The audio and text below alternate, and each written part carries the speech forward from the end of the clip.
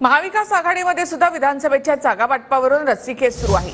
तीनही पक्षाच्या तीनही मोठ्या नेत्यांचे मोठे दावे आहेत। ठाकरे गटाकडून 288 जागांवर तयारीला सुरुवात झाल्याची माहिती राऊतांनी दिली, तर काँग्रेस मोठा भाऊ लहानांनी लहानांसारखं वागावं असं सूचक वक्तव्य पटोलेंनी केलं।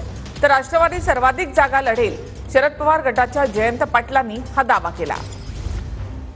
आता मी आकडा घेतला की टीव्हीवर सुरू होईल राष्ट्रवादी एवढ्या जागा मागणार म्हणून मी आकडा घेतलाय, पण मोठ्या प्रमाणात आपल्याला विधानसभेच्या वेगळ्या मतदारसंघात लढत असताना आपल्याला मलाही बाहेर वेळ देण्याची गरज आहे। महाविकास आघाडीमध्येच आम्ही निवडणुका लढू आणि महाराष्ट्रातली सत्ता काबीज करू, पण ते करत असताना जिल्हा प्रमुखांना स्पष्ट आदेश देण्यात आले की 288 मतदारसंघामध्ये संघटनात्मक बांधणी की आज आहे त्यापेक्षा अधिक ताकदीनं आणि मजबूतीनं होणं गरजेचं आहे आणि त्या दृष्टीनं कामाला लागा।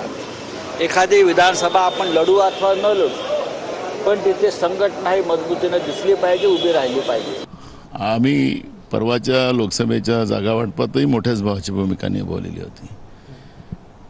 काँग्रेस हा राष्ट्रीय पक्ष आहे, आमच्यासोबतले अलायन्स हे आता पक्ष होतील, काल गट होते, आता पक्ष होतील।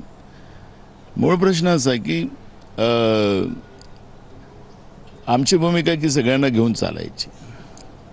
आम्ही जेव्हा 1 खासदार होता त्यावेळेसही मोठ्या भावाची भूमिका निभावली, आजही निभावू, पण लहान भावांनी लहान भावासारखं वागावं एवढाच आमचा